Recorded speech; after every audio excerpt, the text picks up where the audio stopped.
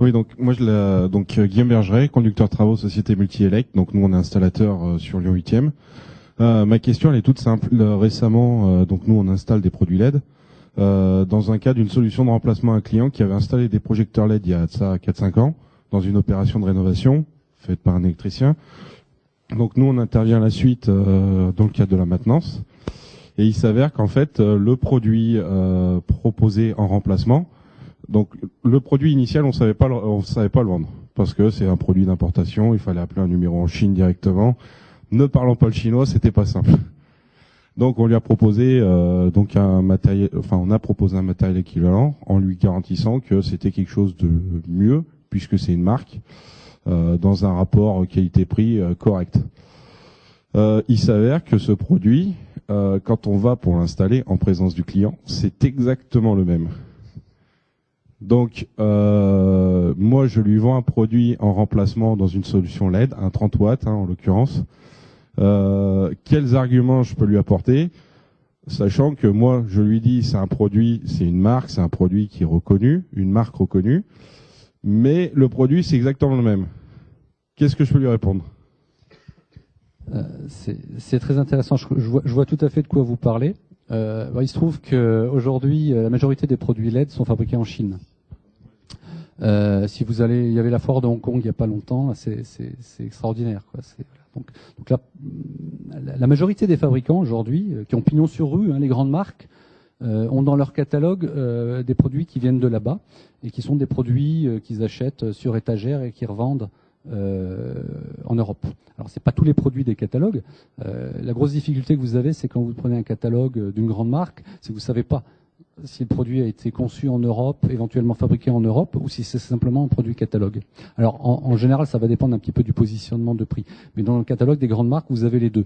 Et la grosse difficulté, c'est que vous avez que ces grandes marques, et c'est très vrai aussi pour les dalles, vous savez, ces fameuses dalles, tout le monde se fournit chez le même fabricant. Donc c'est très difficile. Donc vous pouvez très bien vous retrouver avec le même produit avec une marque X ou une marque Y. Donc pour vous, c'est extrêmement difficile.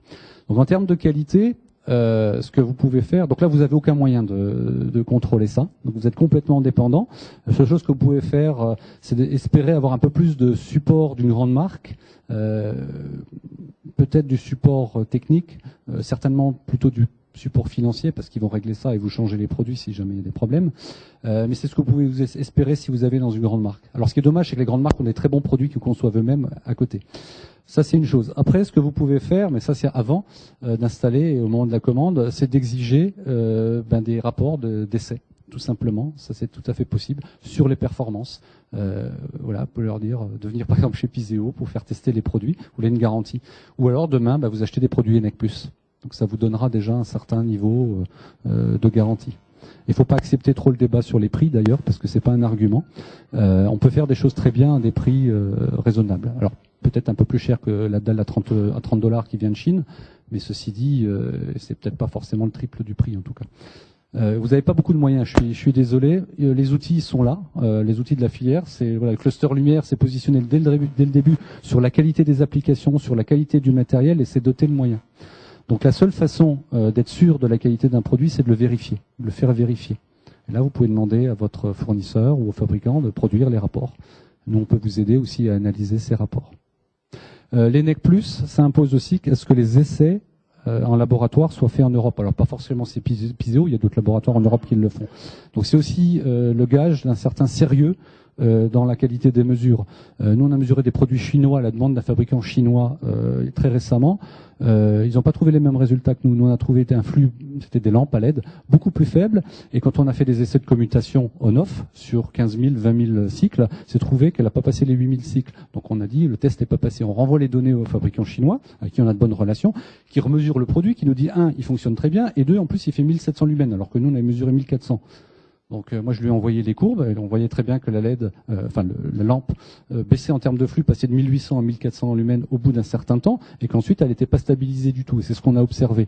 En fait, ce qui se passe, c'est que ce labo n'a probablement pas attendu le temps nécessaire que le flux se stabilise, parce que le problème des LED, c'est que comme ça chauffe, ça baisse beaucoup en flux au départ. Donc il faut attendre un quart d'heure, une demi-heure, voire 2 heures parfois quand on n'arrive pas à les stabiliser, avant d'avoir le vrai flux de la lampe tel qu'elle le produira en installation ensuite. Ça c'est une chose. Et puis il faut attendre qu'elle se stabilise aussi, qu'elle monte pas, qu'elle descende.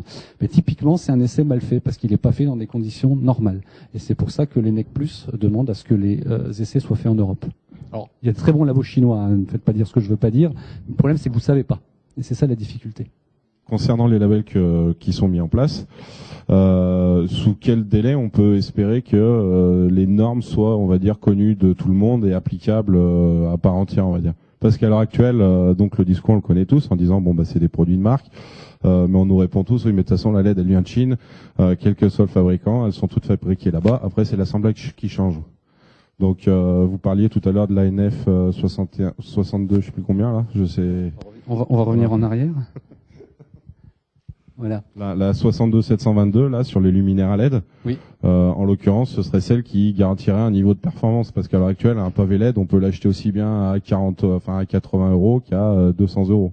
Tout à fait. Le problème, c'est qu'on va nous dire ouais, mais la LED, elle vient du même endroit. Après, ça dépend de l'assemblage. Déjà, si elle vient du même endroit, il faut qu'elle ait au moins passé ce test-là. Là, LM80, c'est la première chose.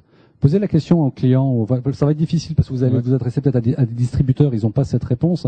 Mais la première question, c'est voilà, est-ce que déjà le composant de base, c'est un composant de qualité? Parce que c'est ce qui va faire beaucoup aussi la qualité du produit. Moi, la question, elle est plus en tant qu'installateur. Parce que nous, on est installateur, on doit vendre un produit, on doit répondre à des recommandations, des préconisations.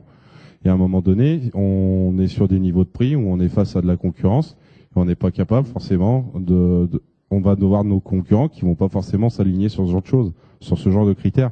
Et je pense que moi, dans tous les critères que vous évoquez, celui qui va intéresser un installateur, c'est le luminaire à LED. C'est pas le composant. Tout à fait. C'était pour illustrer un petit peu la chose. Et si vous voulez, c'est de savoir, passer un temps, on nous parlait du luminaire avec le test au fil incandescent. Donc il fallait que à la fin tous les luminaires soient certifiés. Alors ça provoquait ça résolvait pas tous les problèmes, mais ça provoquait un certain écrémage. Je pense qu'à mon avis, cette norme elle a le mérite d'exister et il faudra essayer de savoir à moyen long terme quand est-ce qu'elle sera, on va dire, connue du grand public.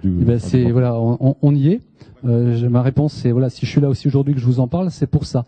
Elles ont mis énormément de temps à se déployer. Elles vont être publiées au niveau international, donc sous le format IEC en tout début d'année. Ça y est, je crois là c'est en cours. Donc ce sont vraiment des référentiels connus au niveau international qui peuvent être utilisés. Aujourd'hui, ce référentiel prend pas en compte encore la durée de vie, et notamment le composant, mais il y a un document qui est en cours de finalisation qui va être voté fin décembre, qui va prendre en compte cette partie.